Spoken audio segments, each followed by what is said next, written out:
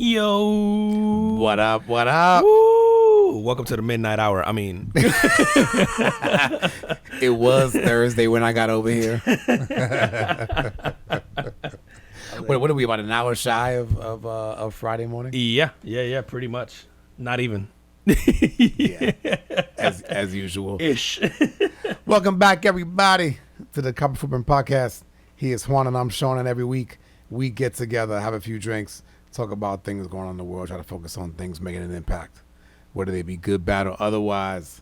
Hit him with a drink of the day. Woo! Listen, we got I went super thotty on this one. The thotty yaddy yaddy yaddy. That's what we got. That's the drink of the evening. Listen, this is we're gonna call this a House of the Dragon. I'm trying to think of some things that we hadn't done before. Yeah, and obviously the base is tequila. But we wanted to try a couple of juices we hadn't tried before. So in the bottom, and I should have brought the bottle of the dragon fruit juice, but did 2 ounces of the dragon fruit juice, or you can do more, do that to taste. So find a dragon fruit juice. Usually I find that it's in the organic section, of like where they keep the orange juice and all that, or the kombucha. Yep. That's where you're going to find this dragon fruit juice. So a little 2 ounces of dragon fruit juice, add in your ice, throw in about 2 ounces to 2.5 of tequila. Today we did first time we're doing the Casamigos. So shout out George Clooney. Oh, yeah. And Cindy Crawford's husband. I think his name is Randy. What does the bottle say? It says Randy something. Arbor or something. Yeah, Auburn maybe. Listen, Cindy Crawford's husband. But yeah, the tequila slaps. So first time, so we did some Casamigos. So let's go.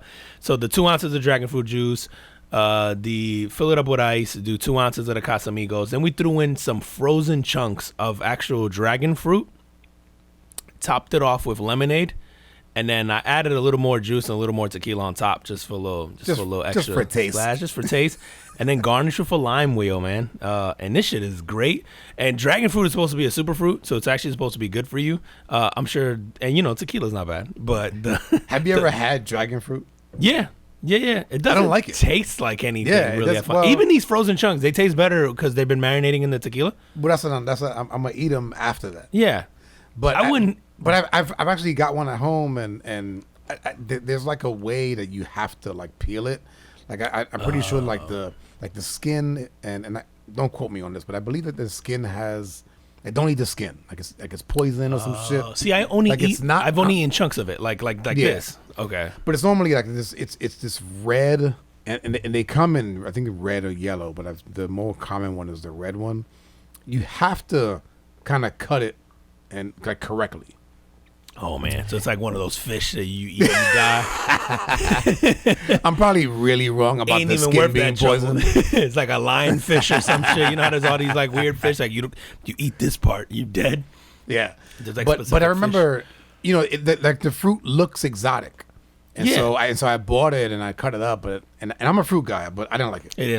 But it tastes good with tequila. This is delicious. If you let it marinate in some dragon fruit juice and some tequila, they're amazing. It's amazing. So yeah, I was like, all right, we haven't done some dragon fruit on here before, so try to throw in some different there. But this shit tastes amazing. I'm like, I might throw this into rotation. If not just the dragon fruit with the tequila and lemonade. It's a good like I was summer. Gonna say, yeah. It's definitely a good poolside drink, and it is. Summer seems to be in full effect. Oh my god! Here in Florida, everywhere, man. It is hot. It's dumb hot. You seen Puerto Rico today, bro? It's like 125 this week or something crazy like that. Puerto Rico, they're getting like serious? Yeah, they're getting like some fucking heat waves. They're getting heat waves that are like dangerous. They're like borderline dangerous there. Yeah, it's like don't go outside. Yeah, cause don't go inside either. The motherfuckers ain't got AC. Just go to the ocean, stay under the water. I forgot about that. How them fans working? Oh, just roll down the window. Yeah, I don't need AC, huh? Look at you now. All right, man.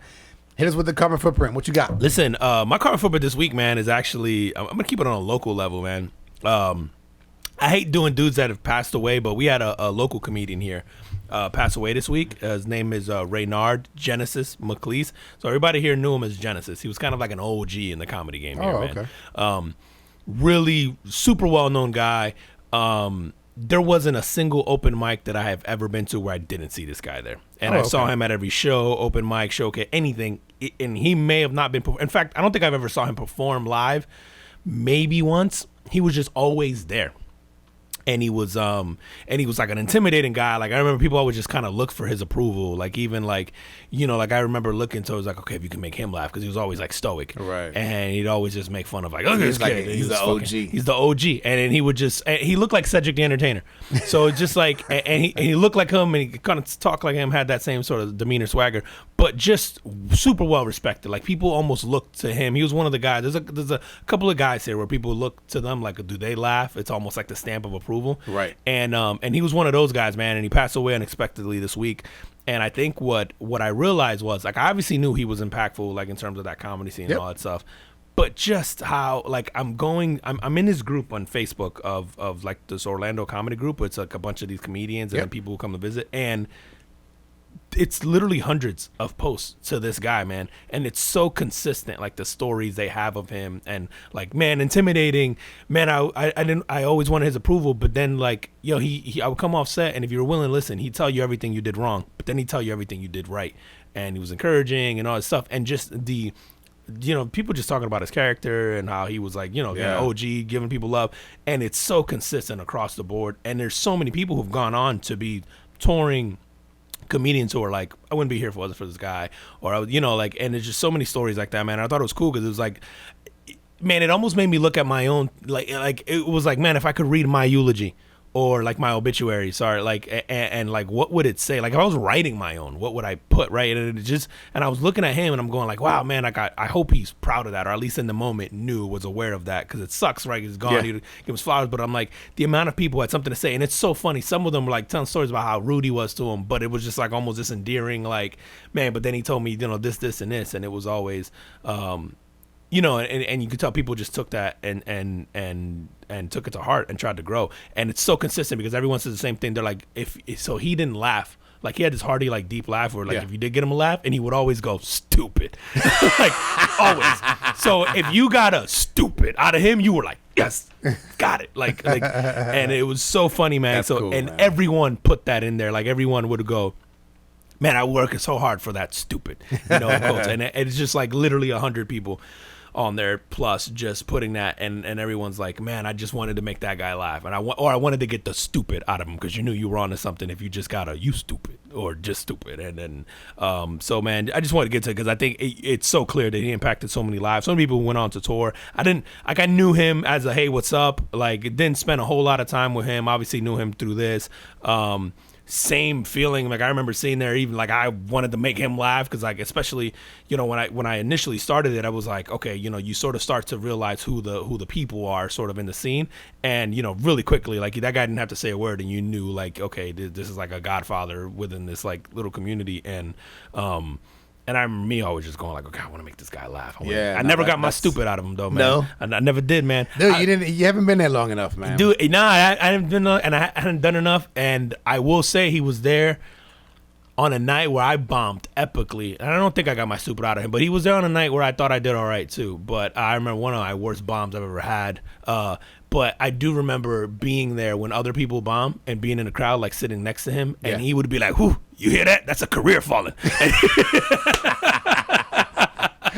He's like, it's so quiet in here, you can hear the career falling. And it was just, oh man, he's such a funny guy, man. So but yeah, man, I hope his, you know, thoughts with his family. Yeah, and stuff, absolutely, and just, man. Rest in peace. Rest in peace. Just being impactful, man. It was so clear to see how many people he impacted, and just wow, just to see the outpouring. And it wasn't like the fluff. Like people had like genuine stories that they would tell, and everybody had like crazy, like whether stories on the road or stories about a show they did together. So you know, like, and it was all like super heartfelt, and it was anybody from a young person in the game to someone in their 50s who just did a comedy class for kicks and giggles, and you know had you know run-ins with him and all that stuff. Like everyone in between. It was just like he literally just clearly took the time to talk to people and give advice and all that, and he didn't care what you were. Like, and he was so passionate, loved comedy. I don't really know why he never went out. I think he did tour a lot in his younger years. And oddly enough, he won the passing from a heart condition, and he had this great bit about him having a heart condition. Oh, okay. Because I think he had a heart attack before. He had like some blood pressure issues and stuff, and he wound up passing from a heart attack. But he had some hilarious bits, and then also the quotes that people would have. And that's how you know as a comedian. Like, you know, there's always comedians where you quote their lines. Yep. And the amount of people who just like, I saw statuses that were just like lines, and I knew immediately where they had come from. That's dope. It was dope. I'm like, oh wow, like I know exactly what they mean by that. Like when I was looking through social media. So how old was he?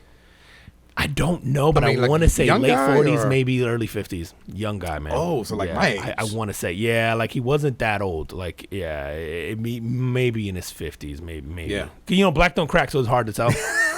but yeah, definitely He was not like 62. old. Yeah, imagine. But actually, he was 62. And like, dude, look 43.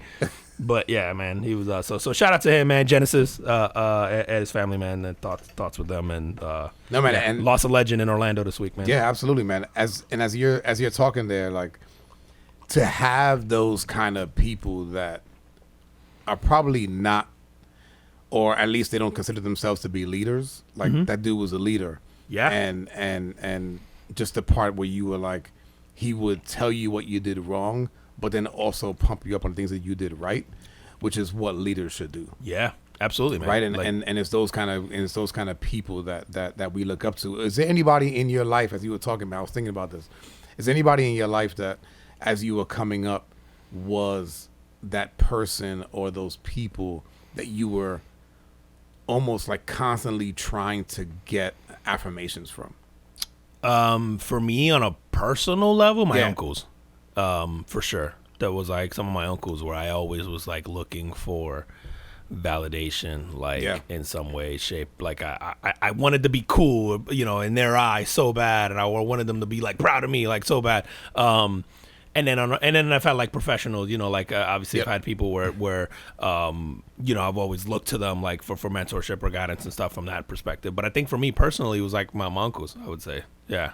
Yeah, for me, man, it was like, I think it was there was a few sort of men in my life that was, 'cause I was raised by a single mom, and mom held it down, you know, 100%. Yeah. Right? She was mom, she was dad, she was everything. But I remember, you know, gravitating towards like a few men in my life that it was just like always kind of seeking that approval, you know, from those guys. Obviously, one of them is my biological father. Mm-hmm. And another guy in Pennsylvania. I told you that I used to go to that Fresh Air Fund, and the couple that I stayed with, man, the guy name is Elvin. Shout out to Elvin. And he is like he was one of the dudes that I was just like constantly, you know, like I would watch him and try to emulate, and then not necessarily look for the verbal approval, but you know, like it was almost like I did want to hear like whether like, you know, good job or, you know, whatever it was. It was always like that, trying to emulate somebody that I wanted to sort of be like, to get that approval. validation, Yeah. And it's funny that we do that shit as kids and we do it as adults. Oh yeah. Yeah. Like, It never goes away. It never bro. goes away. Oh, But then eventually you become that for somebody. And you don't even know it, I Right. think. Yeah. You don't, like, it's funny, like, going to my back to my uncle's thing, where I was kind of like, I was a punk kid. Like I was punk. I was kind of whiny. I was crying. So I do remember them making fun of me a lot. Like, you know, Latino families always make fun of you, right? But so I think in a lot of ways that shaped like me really wanting them to like think I was tough or think I was cool or think I was funny or whatever, you know, like. And so it was that, like you said, like just seeking that value because I thought they were so cool and so like, Right. and, you know, they're like, my uncles are always really handy and they were like, you know, like they like to fish and you know, work on cars. There's, you know, it was like they were like men, you know, like, and it was like, and I was like, when I was a kid, I was like, I'm a punk, and they always call me pendejo. Like that was like the thing. This kid's a pendejo. Like that was like, bro, they call me pendejo so much I thought that was my name, right? like, and so I always seek that dude. And I'll never forget. I don't know if I had told this story on this pod before, but I'll never forget as a young teenager, man. one of my uncles that I'm really close to, man, he used to pick me up to go play in the park, like play football, play basketball, play whatever. And he had neighbors that lived in the same house. These kids were like my age, and he had grabbed them that day too to come play. And so he like grabbed me, and then we went to the park and we basically played like a pickup football, like flag football kind of thing, right? And I think actually we started off as tackle because it wasn't very smart initially. But anyway, throughout the course of that day where I'm playing, and it's all these like teenage boys, some of them older, some of them younger, some of them whatever. I'll never forget that one of the neighbor's kids, we got into a little conversation. I don't even remember what it was, man. It was something stupid. It was like within the game. Yep.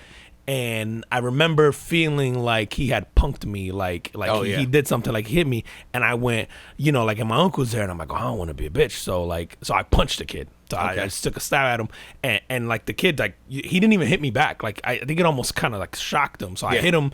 His brother's like, whoa, like everybody broke up, and didn't go after that. And I'm like hyped in my mind. I'm like, yeah, fuck yeah, like. And then I remember looking at my uncle, and he looked so disappointed.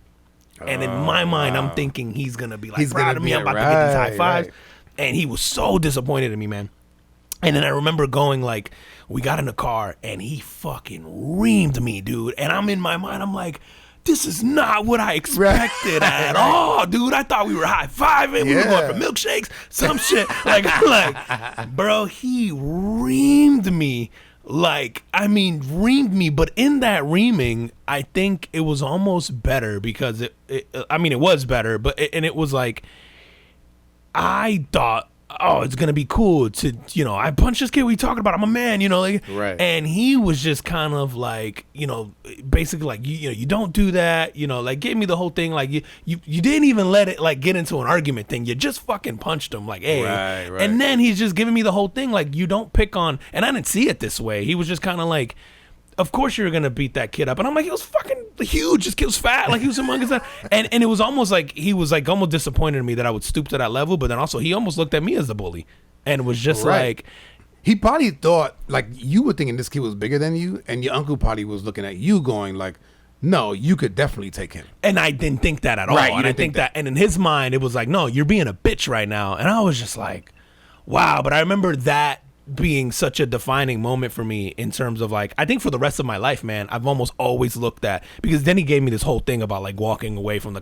and like, it's like, if you absolutely like, it should be the last thing you do, right? And like fight if you have to. Fight if you have to. And listen, they're the first ones to be like, listen, if it's going down, it's going down. Like, we'll scrap up. But it was almost like, dude, if you're gonna be a man, you gotta be willing to walk away too, and you gotta take your lumps. Like whatever it was that we were fighting about, I can't even remember what it was, but it was just like, hey, you were wrong too. Like the other thing is like, you were wrong, like in the whole thing, and I'm just like, wow. But that shit was so defining for me, from there on out. And I don't even think that I told him this story like years later, and he was just like, man, I had no idea like that. Of course, bro. But I'm just like, I think the shock of him going like immediately when I looked at him, because I'm going like, oh, I'm gonna see my uncle, I'm hype, I'm like, let's fucking go. And I looked at him and I could just tell immediately, he just gave me this look, and I was like, fuck, man. You know how people tell you like when your mom or your dad look at you and disappointment is like worse? Yeah. It's worse. That's bro. What it felt like, just bro. hit And me. I was like, yeah, I like, just beat me, bro.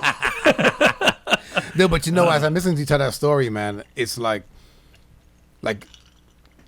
yeah, again, I grew up single mom. The importance of a male figure in a male's life is so underrated. Oh my God. It is so underrated, man. And I can't even describe like I said, the good male kind of role models in my life were so impactful. Yeah.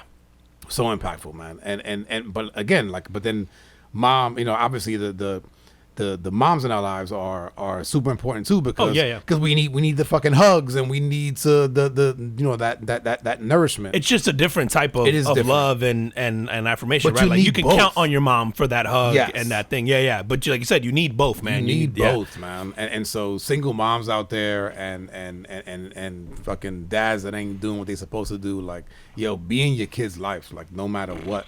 Because man, that shit it's so important, man. It's so important. Listen, and it's almost time. We're a week and a half away from Father's Day, so you're gonna see all the single moms, the little pictures talking about they mom and dad. No, you're not. Yeah, and then they'll post pictures of their son, and they always dress their son like the dude that left them.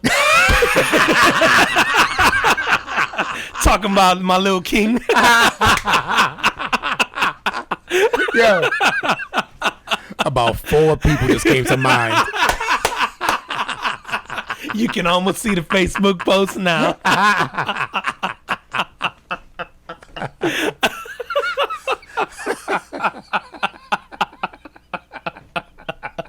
Shout out to y'all, yo. Lonely asses.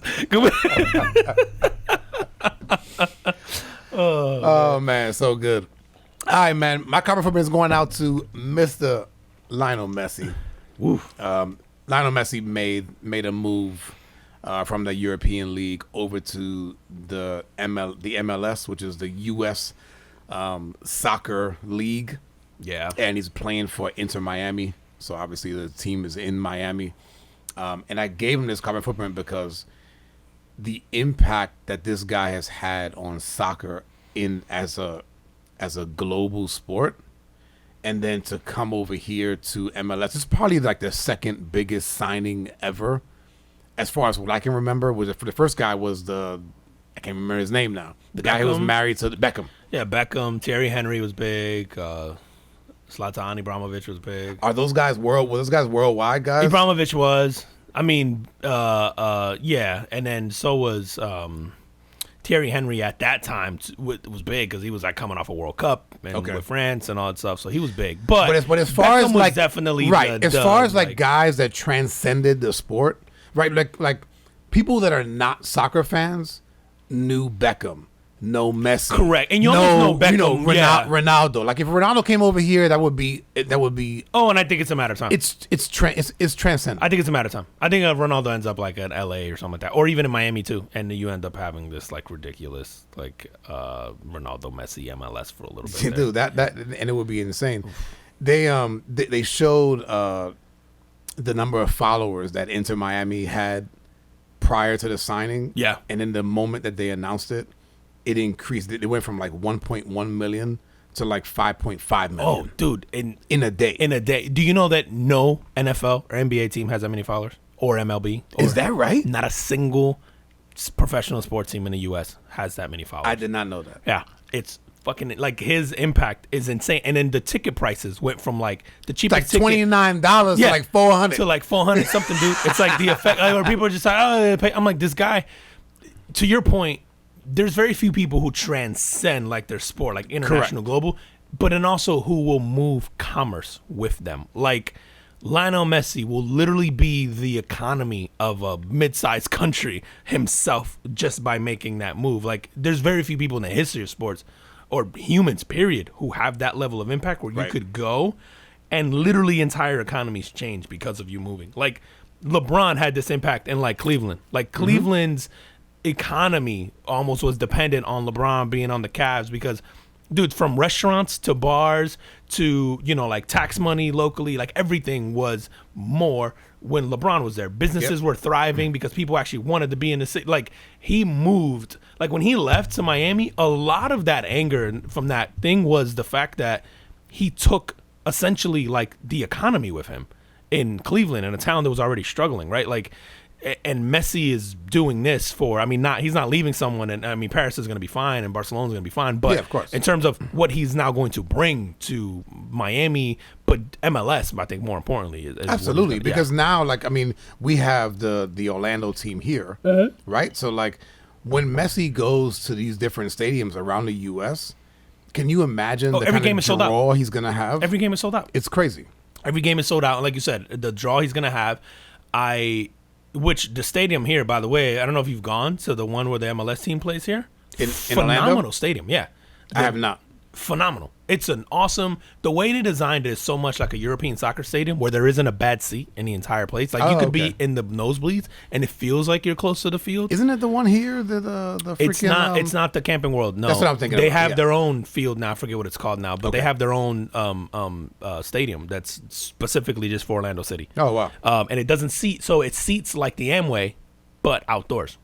So it isn't. small. It isn't huge. It's small, yeah, and it's meant to feel small. So like it gets crowded, and then it's meant to make the fans feel like they're sort of closer to the field. Yep.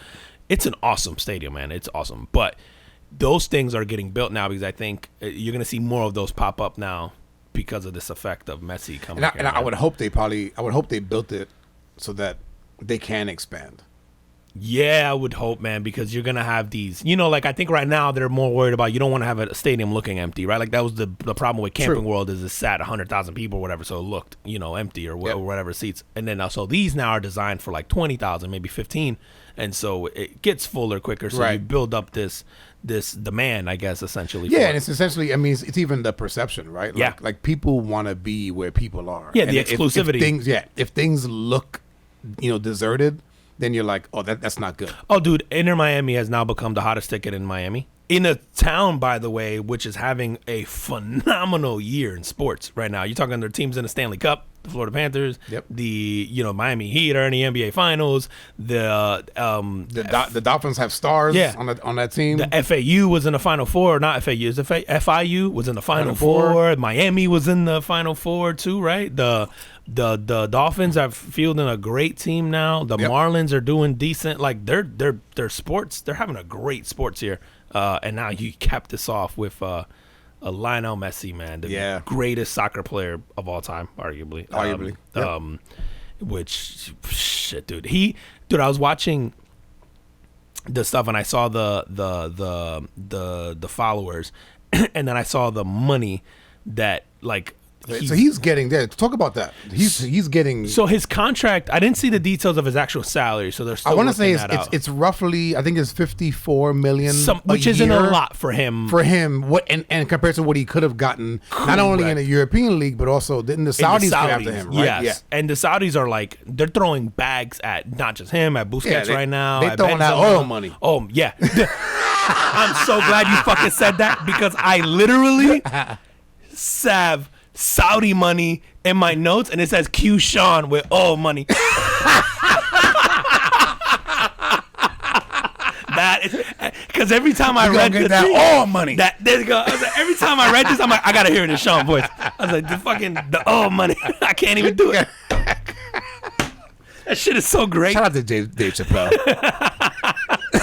But those guys are throwing. They just gave Benzema.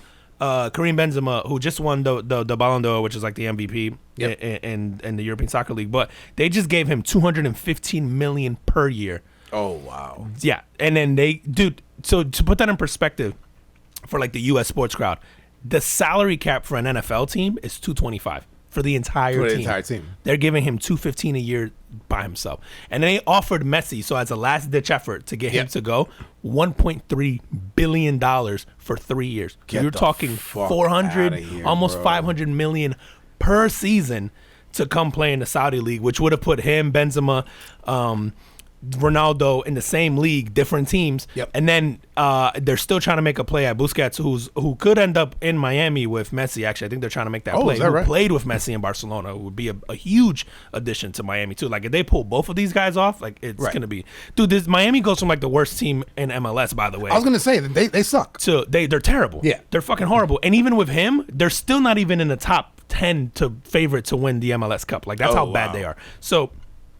And then they might end up getting this guy. But just the economy of looking at what the Saudis are doing with some of these players, you're going, no one can compete. How do you compete with that? Yeah, you can't. You literally can't, man. You can't. And leagues learned this week that you can't. Other sport like it. But man, Messi, that deal, so unprecedented. So the 54 million gets a rev share from Apple and rev share from Adidas now. Adidas, that's the other one. So Apple's giving him a percentage of all the subscriptions to the MLS Pass, because they're the official sort of streamer for that. And then Adidas is giving him rev share for all the merch sold for MLS from the point he joined forward. Wow. So you're talking, he turned down 1.3. Like league wide, I guess. I think it's league wide. Right? I don't think it's because they're not saying, just Miami. No, because you're going, to your point earlier, you're going, hey, in Orlando, I for sure will try to get a ticket to watch him play. Yeah. And you're going, I'm going to a game. I'm going to go buy a jersey. I'm going to go buy a hat. I'm going to go do this. Like, you're going to go and you're going to spend money because you're going to get into the spirit of it all. And, like, that's his effect, man. He's literally – this might change the entire dynamics of MLS. And not only that, I think this puts – like, we just had the World Cup and I think that the U.S. was obviously disappointing, and there's always this talk about the U.S. Oh, they're so close. Oh, they're so close. I think something like this is what you need to get us there, maybe in the next decade, because I think what you want are these 12, 13-year-olds, 10-year-olds watching Messi now here going, well, shit, I want to go play soccer and I want to sign up for soccer. Right. And then they'll build better soccer programs, and, you'll start playing soccer in inner cities. And, and then I think what you need is just kids more interested in soccer in the U.S., which we're just not. And so I think something like this does that. So if like 10 years from now you see U.S. in a World Cup and they're getting to the round of 8, that's going to be a Messi effect, right? Because I think there's just no way around that. So, yeah, man, this is huge. There's so many stats just monetarily that are just mind blowing right now that I'm just I'm actually anxious to see. I'm going to pay attention this year of like stadium capacities, or rather attendance, to the games as that team travels around the different cities. Oh my God, that'll be so interesting. There's no way that he doesn't sell out every appearance. There's no way. Like he sells out in every city he goes to. I think you're gonna get a chance to see the greatest soccer player of all time, arguably. Like you can't get around. Like, remember when Kaká came to Orlando? I don't know if you remember. Kaká was big. He's a Brazilian superstar, like stud in the soccer world. When he came to Orlando was selling out a lot of their games just because people came to watch him. And like it had a few years here, or whatever. I guess somewhat disappointing tenure, didn't work out the way they thought, but he was a big enough name or draw. Like Kaká at the time would have been like adding. I don't want to say Neymar, but maybe early Neymar. Like when we got Kaká, it was like unexpected. Like, yeah, he wasn't like in his prime, but he wasn't like washed. And so it was one of those things where it was like, okay, this is another big name. And then they were selling out everywhere. David Beckham would sell out everywhere he went. And David Beckham, I guess you could argue, is more famous for not playing soccer than he is for soccer at this point in time. I don't see how Messi doesn't sell out. I think I almost look at this like a farewell tour when like Kobe is coming into town, or if LeBron announces he's retiring next year and he comes to play, and you're gonna go watch. That was my next question. Yeah. How many years do you think that he has left to play? He's 36, so I think he could play another 4 years. Maybe 4 years easy. Yeah, if he want, I think it's really up to him. Like I think he could play too. What is soccer players typically like? When do they stop playing? So it depends on the position. At his position, you're usually done. Because at his position, you're a striker or you're forward. You're the more athletic. So yeah, you're on the decline because you're playing more forward. You're doing stuff. But the defenders play into their 40s. Even midfielders, I've said, I think, and center backs play into their 40s. They're like those guys keep themselves obviously in phenomenal shape. Yeah. And so you'll see people in the Premier League and in the Spanish League play into their 40s. Like it's not uncommon. Would he change positions? Is that a thing? No, huh? Dude, I think even him at his age, he's still top 5 best strikers at that position in the MLS. Yeah, like actually he might be top 3. Like I might be insulting to him. He had a so 2 years in Paris.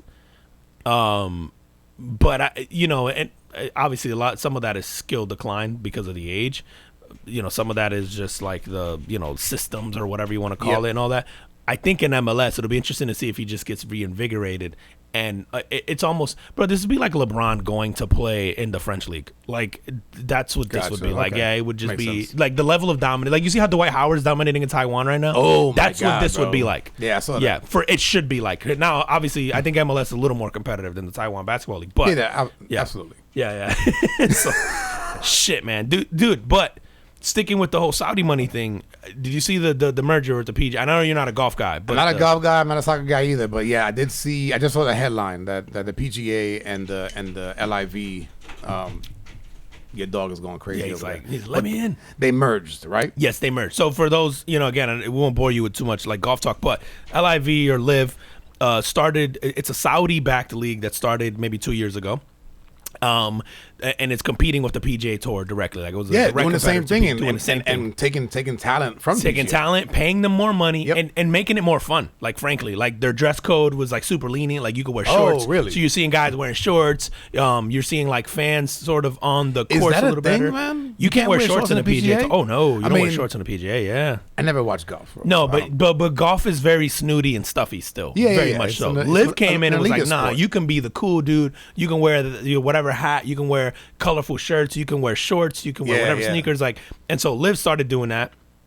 And then they had all these wild like rules about how you can play and who's allowed on the course and all this shit. So it was like a party. It was like a frat party. Like, but it made it fun. Like, and a lot of these, and they were paying like stupid money. Yeah. So a lot of these guys took the live money because they were like Phil Mickelson, like probably the biggest star, I guess, in terms of like notoriety historically. Like but getting older. dude, yes, but still got a few $100 million from live. I want to say 400. I got to go back and look.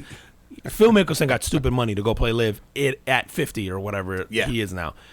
He was 50, bro. Yeah, dude. Phil Mickelson's got to be in That's his 50s. true. Tiger's is Tiger in his 40s? Late 40s, yeah. Yeah, right? Yeah, Tiger's late 40s. Okay. So Phil Mickelson is up there. He got like 400 million or whatever it was to go play. People reamed him. And it was just, and then there was all this controversy about him. But I think more importantly, they were offering guys so much money that people were jumping ship. And then the sort of purists or the romantics were like, well, no, how can you leave the PGA? Like, you know, they were loyal to the PGA. The records are held by the PGA, all this sort of stuff. It would be like MLB. Tomorrow somebody starts a new baseball league. Now, suddenly, does a home run record mean anything anymore? If you win championships there, does it count as a World Series? You know, like that. NBA. Oh, Jordan has 6 rings, but you got 7 in this new league. Like, maybe people wouldn't look at it the same, right? So that's what people did with Live. And then they were offering so much money, so they took. And so now it became this war because the guys in Live still qualified for PGA tournaments. So they would still run into each other and they would still have matches against each other and all that. But these guys took a massive amount of money to go play fun golf. And by the way, I can still enter the majors in the PGA because of the way their rules work behind qualifications. Gotcha. Okay. So this week, I'll give you all that story to tell you that a lot of people stayed loyal to the PGA, and the PGA was adamant that this shit was terrible for golf, that these guys were sort of impeding on the ground and they weren't good for the sport, yada, yada, yada. And then this week they merged. Now, why did they merge? I think at the end of the day, the plain answer is that if you're the PGA, you can't compete with Live. Like on a long term, all you have. Why would they merge? Like, how would that benefit Live? I think if you're Live, you get the benefits of, okay, so now we're PGA sanctioned, so you get the benefit of the Masters and the U.S. Open and that sort of stuff, like your players. So Live is still, if I understand this correctly, and they're saying they're still working out the details, like they haven't even decided what it's going to look like, I feel like it's going to be like a National League, American League thing. Or NFC, AFC type thing, where they're going to be two different leagues, dope, actually. But it's going to probably be really dope. But now if you're a golfer like Rory McIlroy, who was adamant, who was loyal, who was like, fuck Live, PGA, right, and you turn down, I think Rory McIlroy was offered something like $400 or $500 million from Live a year ago, 2 years ago, and he turned it down. And now the organization that you defended just merged with them. Bro, how much money do you have to make to turn that down? You know, I'm like how comfortable is your life to go, nah, I'm going to stay loyal. Yeah, you figure Rory McIlroy is probably worth a couple $100 million, or at least $100 million. I agree. So to him, but still, maybe he's like, I've got enough. Yeah, maybe you're at that point, but you have to love golf, bro. Or you gotta love the. You know, it's kind of like the baseball guys, the ones that like the purists, the one that don't want things to change and, you know, don't like the flipping of the bat and the things that are kind of fun about baseball. Yeah. I kind of felt that way about when these guys were sort of downing the Live organization and was going like, oh, we're going to stay, you know, true to the PGA. That's what it was. Yeah. That's literally that. And they're like, okay, cool. You don't want our $100 million because we'll find people. And people took it. Like a lot of people took it. Yeah. And now if you didn't, you basically just missed out because you could have taken that money and now you end up on the PGA anyway. So because they're not going to make you whole, right? Like now these leagues merge.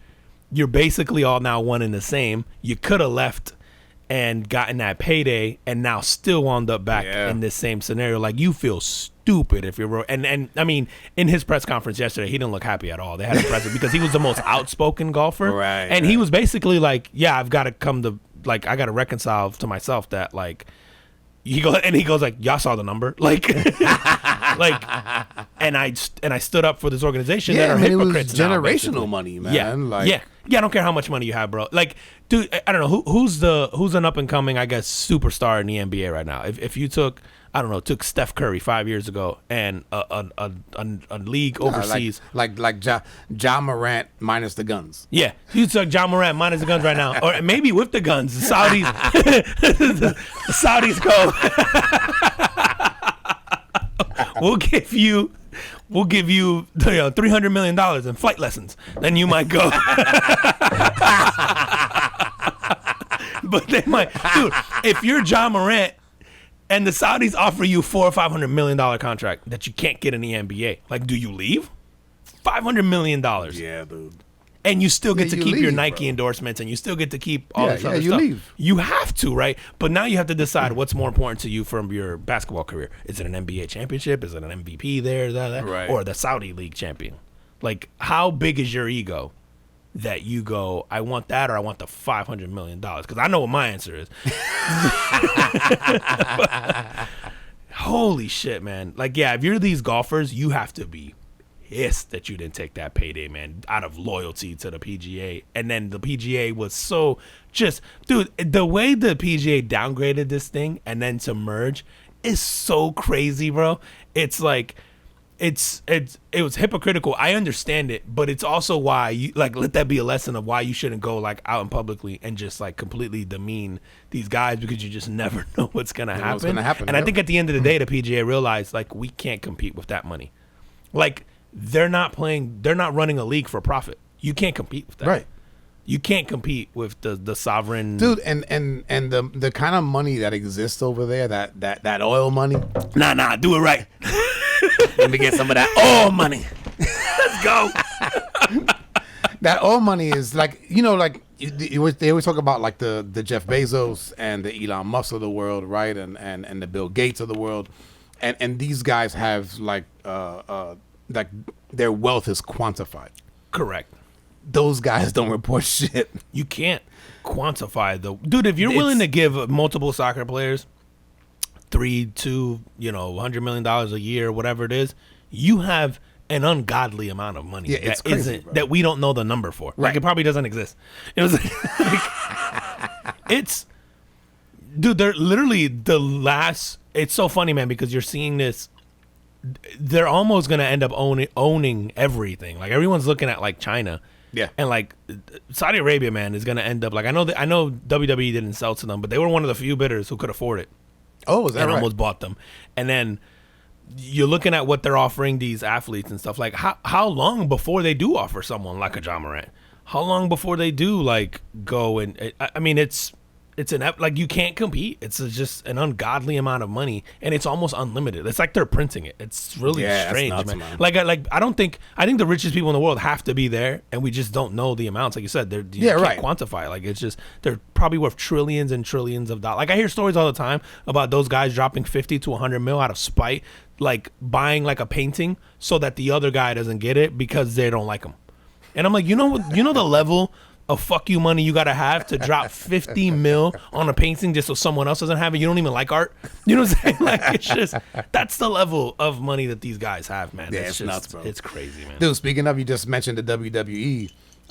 This week, the Iron Sheik, who was WWF, which is World Wrestling Federation superstar back in the 80s, probably 70s and 80s, man. I only remember him from when I was a kid. He died this week at 81 years old. I didn't think he was that old, man. That surprised me, neither, man. And so he was actually an Iranian native. That's right. Right. So and he was during the time when like he was there before like Hulk Hogan comes into the WWF. Okay. So there was a guy that I watched as a kid and was a fan of. His name was Bob Backlund, and he was the champion. And the Iron Sheik ends up beating him. And I remember as a kid, like, being really fucking sad that Really? Bob Backlund lost to this guy who wasn't an American.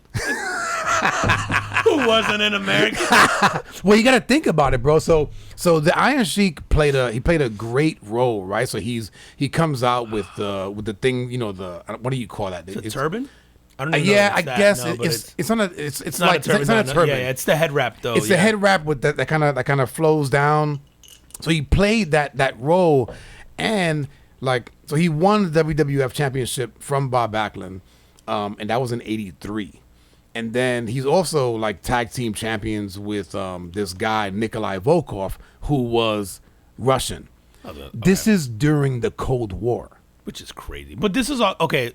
right? So think about this. This is all during the Cold War time. Is this because Iran there was a point there where Iran was like like people like Hollywood will go there to like hang. Like Iran was like really really? big, I and didn't then know- no, I didn't know and then that. it flipped, and maybe it was the Cold War is when it flipped, when it got like, I forget. So one of their leaders died, or someone there politically died, and then it just Okay. sort of fell into shambles. But before that, it was like people. It was almost like how we treat Dubai now, where everybody goes to Dubai for the hang Oh, and all shit. that No, I shit. didn't know Like that. Iran was that. I want to say 60s, man, 70s. Okay. And then, like, I think the Then they kinda Cold War tanked. shit happened. Yeah. I mean, the Cold War was really between us and Russia. Correct, yeah. Right, but I believe like Iran was friends with Russia. Yeah. During the time, right? So like, it kind of played into these guys as being heels in the WWF, and so this guy just played his role like to the max. His finishing move was the camel clutch. That's funny and racist as fuck. Right? And I go like, yo, you could probably never fucking use that now. Oh, Because no. it is, right? It seems very sort of Clutch. So great though. but it was essentially like this move where he would sit on like the guy's lower back, bring the guy's shoulders up over his knees, and then grab his neck and pull. So essentially just wrenching your back. Okay. So that dude, man, and then there was a couple of things that I remember when I reading the article. He had, so I didn't know this. He started back in '72 at the same time Ric Flair started. Damn. And then the other thing that I remember, man, was he had this. There was another wrestler called Sergeant Slaughter. I remember him. Remember him? Yeah. He had like the army fatigues on. He wore was the like glasses and shit. he was like the American like soldier type character. Yeah. And they had this like a boot camp match where they were just beating the hell out of each other, right? And so Sergeant and, Slaughter was around back then? yeah, man, that shit was '84. Fuck, man. So I was like 10 years old during that time, man, watching this shit, thinking it was real when it wasn't. Yeah. Dude, I watched it. So when I read this article, man, there was a YouTube clip of the Bob Backlund, like the end of the Bob Backlund Iron Sheik match. Okay. It's so bad, bro. It's like clearly It's bad. so bad, bro. It's It's like, yeah. It's so bad, man. It's funny that I think back to that time, and I remember like I wanted. It's like it's fake, but you want to believe it's real.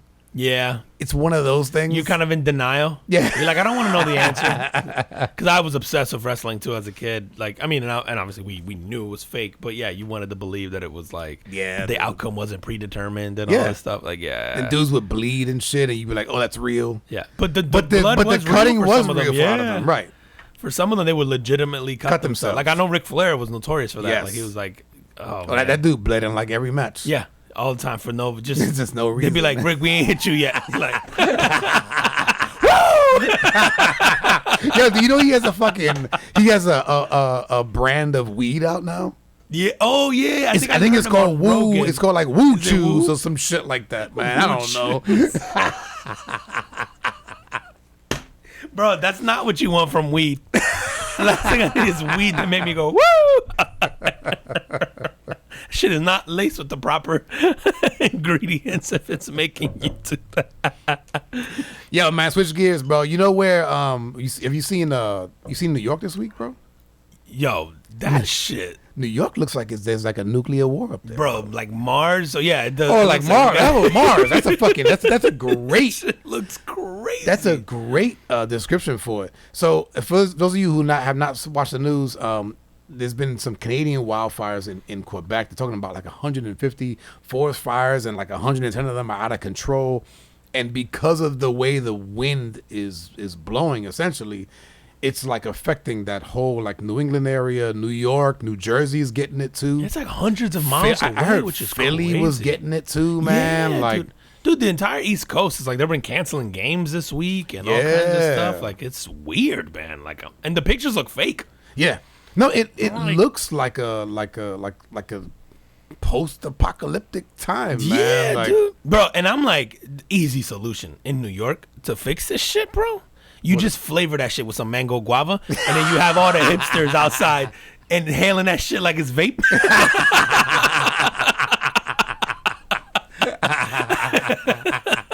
Shit'll be gone by morning, bro. It's Go to Brooklyn, pick up some. Dude, but they're saying that this like the air quality is the worst in history, in recorded history. What? Is the worst in recorded history Of New York or in New York? Okay, in New York. Okay, Yeah. I thought you meant like. So they're saying like the index for New York is normally around 100, and I guess the higher the number, the worse. The worse it Okay. is. So it's normally around 100. It was at 353 on Wednesday afternoon, and this shit is supposed to hang around and like through the weekend.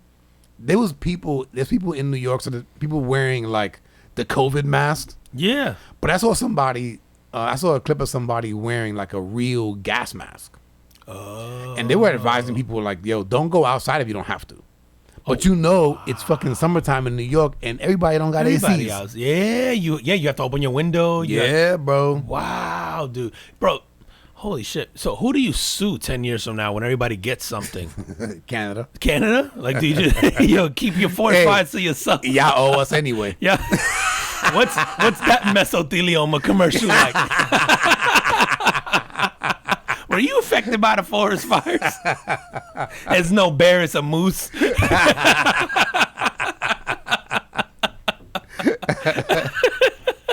Dude, you know what, man? This week I finished watching that fucking The Last of Us. Okay. Speaking of like post-apocalyptic times, Yeah, for real. bro. I'm like, man. So I finished watching it. I know I'm way behind. So I hated it. And I love that film, man. I fucking hated it, bro. But I found a lot of things about it interesting, man. I thought like the whole like the scenarios of living in like a post-apocalyptic world. Yeah. You know, like where there's like, you know, the collapse of governments, really the collapse of society. So those of you who have not seen this, The Last of Us essentially is there's a fungus that infects humans and makes them into, I'll call them zombies, right? Yeah. They're in like an undead state, Yeah. essentially. And so and then if they bite you, like you get it. So there's all this like no government, it's lawlessness, people forming their own tribes. There's not really much to live for. Yeah. You know what I mean? Yeah, I mean, the like, world's falling apart. Like, yeah. Right. Like there's There's death around every corner. So, like. yeah, right. Yeah. And so there's some people that are kind of like, you know, kind of wandering around and just trying to like sort of trying to stay safe and stay alive. And then there's like pockets of like maybe like small villages or towns or even maybe bigger societies that kind of have some law and order. But it's like if you're not part of that, or if you weren't part of that from the beginning, then you're frowned upon. There's these When everybody's cautious about letting outsiders in because Right. people have been you're stealing sick. and murdering, That or too, you're or you're sick. sick. Right. Yeah. So it's nuts, man. And I know you asked me to watch this thing through the end because I appreciate you sticking it I out. stuck it out. I stuck it out. I will say this, man. I fell asleep on every episode. Damn. Not entirely, but I would like doze off and wake up and like You just tired. I fall asleep on everything, even if I like it. So in the last episode, there's a girl in there that's kind of like immune, and she can basically they can use her to create an anti Like a vaccine. A vaccine, essentially. sorry, yeah. And then the main character that's traveling with her to try to get her to this hospital finds out that she's probably gonna die Yeah, they have to kill her almost in order to get the stuff that they need because it's in her brain. I think it's in her brain or the bone marrow. I couldn't. I think it's in her figure out. brain. I think yeah. I think you're right. It is a brain surgery. Yeah. But essentially she's not gonna survive. Right. So then he basically like goes Rambo, kills everybody, and takes her. Yeah. So society and gets saves no her. cure Correct. potentially, and he takes off of her, which she doesn't know, which is a different conversation. But Right. he doesn't really give her a choice. right, but I think that she knows that he's lying. Yeah, right. She suspects it, but she didn't get a choice in the I'm willing to die for everybody. Right, because when on their way over there, she's going like, "Yo, I have this purpose, and I'm gonna go do this." Right. Not knowing she's gonna give her life. Right.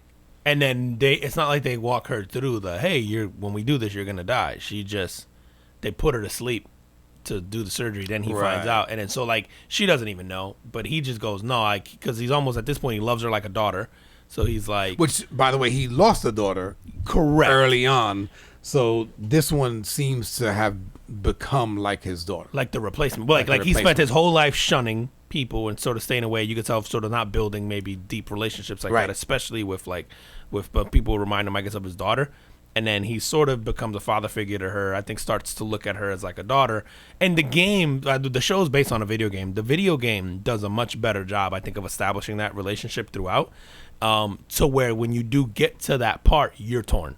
Like, okay, because in the game you're sort of making the decision. I mean, you have to make the choice, right, to go through with it and not have the surgery or whatever for her. But you're almost like, oh my God, like when they're telling you and you're like, fuck, what is he gonna do? He's got to sacrifice this girl, and so you're actually torn in that moment. But it does like back in the question, like even if like in your life, like right now, like if we were in that scenario and you had to sacrifice one of your kids for the world, like for humankind, like forget the world, right? For like mankind. for mankind, like like from here on out, like I don't know. I think it's different when it's actually your kid. Correct. So I know you said that the video game does a better job of, like, I guess not stringing it along, but I think it's just establishing that relationship and making you care about the characters. Like the show is definitely rushed. Where the video game you spend hours, like 20 plus 30 plus hours with these characters, and with the same story, same dialogue, but it's dragged out a little longer, and so you've grown attached to them. And you've grown attached to the relationship, and you've grown attached to, like just the whole dynamic like between them two, and so it grows on you. And so when you get to that point, it is like watching a real father-daughter thing where you are like torn. Like the show to me did a bad job, and I love the show, but I think it did a bad job of establishing that relationship in season 1. And making you care that much when it got to that choice. Like maybe they could have done more to make me sort of care more. But I didn't think when I saw him start to sort of go Rambo and which I thought was unrealistic, because he literally went like Rambo style, and there are soldiers inside of the hospital and he kills everybody. Yeah. In order to get the girl. I was like, I more saw it as she knew she was going there. She didn't know she was going to die, but she knew she was going there with a purpose.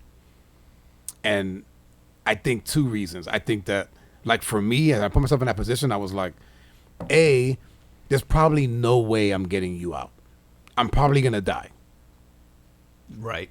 You know what I'm saying? Like, I thought that part was unrealistic. So I go, putting myself in that position, even feeling the strong feelings for the girl, I was like, there's no way that I'm killing 50 guys to get to her. But let's remove the scenario.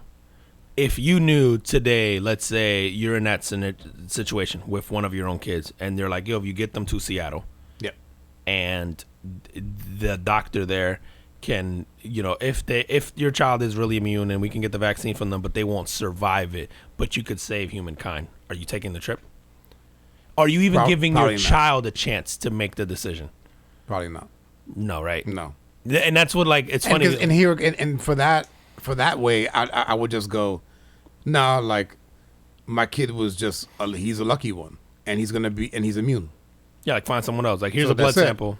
Yeah.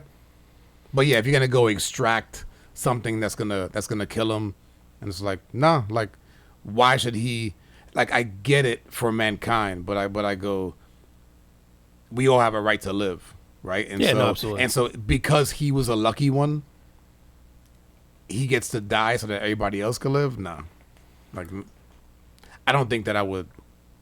Yeah, I wouldn't do it. If it's my own kid, no, I don't do it. Yeah, I think I wouldn't. No, I don't think. I know I wouldn't do it either. But it's funny, right? Like, I go down to your point, and I love this about, like, it's funny. Like, I love, like, The Walking Dead. Yep. And it's not the zombie thing. It's like what you were touching on earlier. It's the human condition of what happens. It's so realistic what these shows capture on. If society fell, this is what's gonna fucking happen. Like, these pockets of like micro towns, and people being protective, and we're going back to savages, and like it's kill or be killed. Like, it's literally that type of society.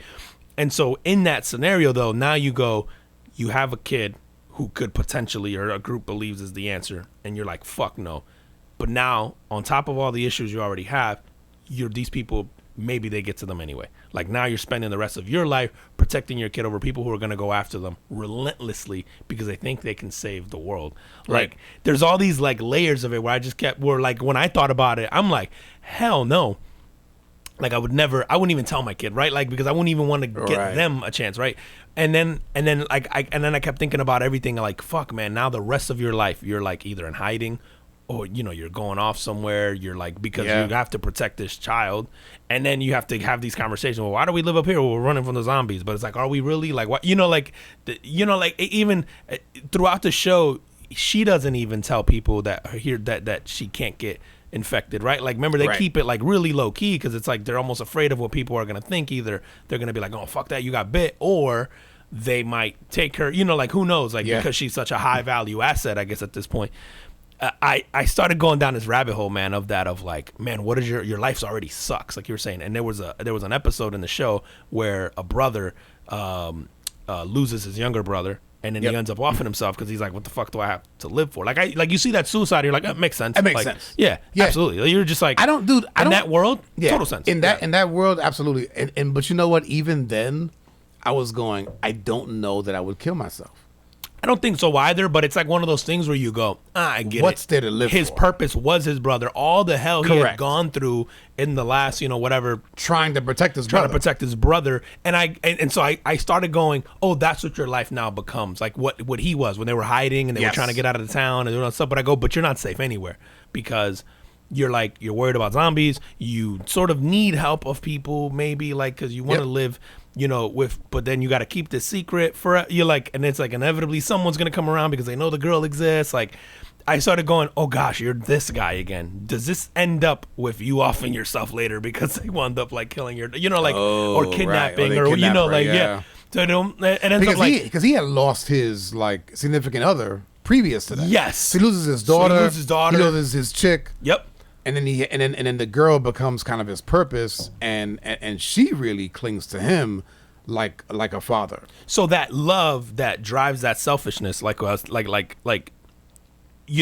we've had this conversation before. Like I as a father, like to a daughter, I go like, there isn't a woman in your life that's ever gonna have like your heart the way like your daughter has, right? So like you're gonna go, the selfishness that you sort of have in that moment because you love your daughter so much, does it end up going in vain because you end up dying protecting her anyway, and then they end up getting to her anyway and killing her and getting a cure and all that stuff. And so like, do you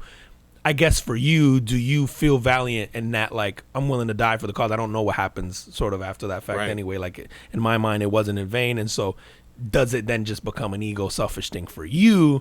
Like, there's all this shit where I'm just like, fuck, like, do I end up in the same place anyway? And now for nothing because I'm dead too. Like it's just like, but then do I want to live? Like, it's just all this.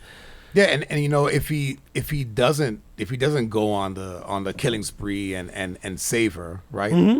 He just walks away and wanders the earth, or maybe he goes back to where his brother was. Yeah, which that was interesting too, bro. So there's a village that they come across, where his brother is at, and everybody's kind of doing their part, and they all share in like the ownership of everything. And so the guy goes, oh shit, so you guys are communists? And his brother goes, oh, like what do you mean? Like, we're not communists. Like they're Americans, right? We're not communists. And then the brother's wife corrects him, and she's like, yeah, this is a commune. And she's kind of like a leader of the whole commune, basically. But I looked at that, man, and I was like, yo, communism in itself is not a bad idea in small patches like that, where if you can get a community that all knows each other and literally cares about one another, communism works. Yeah, like at that little scale, at that small scale. I think it's when you branch it out and now you're going, well, wait a minute. So like I'm putting in all this work, but Joe Blow, like 3 states away that I don't know, I don't care about, like he and I are equal, and and he does this whatever, there's these menial tasks. Yeah. I think that for communism to work, I thought about that as I was watching it. I'm like, communism to work, like I feel like you have to literally care about the other people that you are sharing ownership with. Right. It has to feel like ownership for you all. It has to feel like a company that you guys all own. Yeah. And if you don't each do your part and take up the same amount of resources and all that stuff, then it crumbles apart. Dude, so you figure like the only way it works is like it either has to be really tiny or you got to have 4 billion people. There's no in between. Because China figured it out with 4 billion people.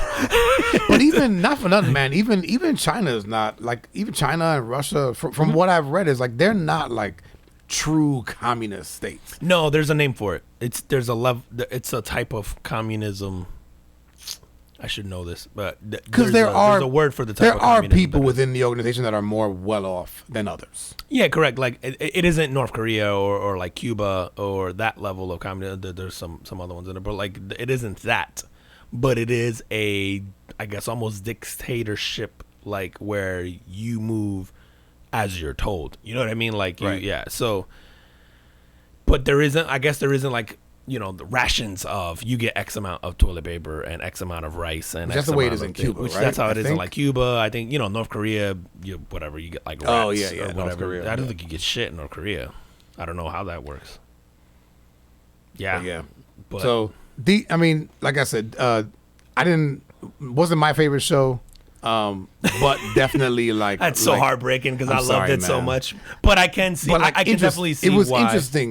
interesting like scenarios of watching this shit and going like, yo, if the shit broke down, if our society broke down and there was like no government and because of this kind of disease or whatever you want to call it, I could see that being real. Dude, we got a glimpse of it during COVID, right? The resistance to the government, the people who started. But it was still in place. No, right? absolutely. But you can you imagine at that scale where like if COVID had gone on for 2-3 years and the deaths are sort of accelerating, not decelerating.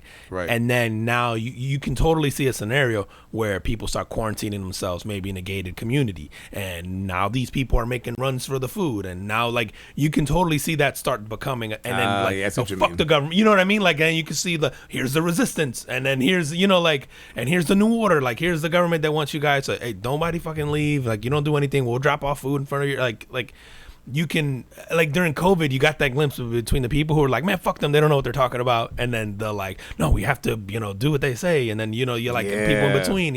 And obviously we didn't have like that scale of destruction, but you can sort of see how. Can you imagine if that just dragged out a couple of years and it got worse, not better over time, and it just kept going and going and going? I'm like, oh yeah, dude, we're almost like, as human beings, I feel like we're almost itching for a reason to go back to being animals. You know what I'm saying? Like if that makes sense. I think it's true in the fact that we're not that far from that.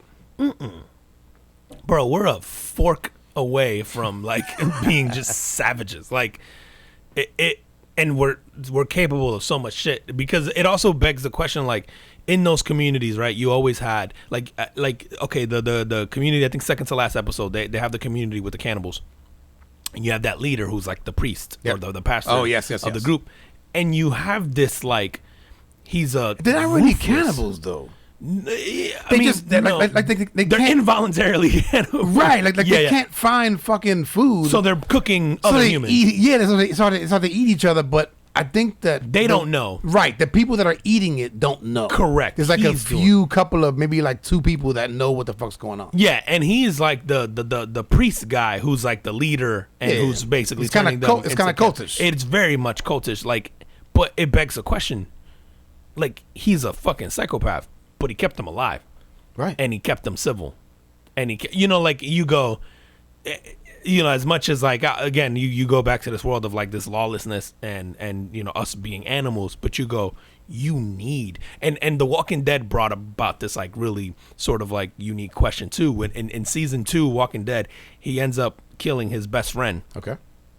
And his best friend, because his best friend's like a fucking monster. Like he's like, nope, like you have no mercy. Like it's kill or be killed. Like he's gone. And they have this conflict because the other guy's like a cop and he's like very moral and he wants to do things the right way and he wants to save people and he doesn't want to, like. And so they have this conflict. And anyway, he winds up killing essentially his best friend. And as the show goes on, he's becomes what his best friend was already telling him you need to be. Like, you need to stop being fucking nice. You need to be a killer. You need to be a savage. Okay. And it's like this world demands that for you to be for you to survive. Yeah.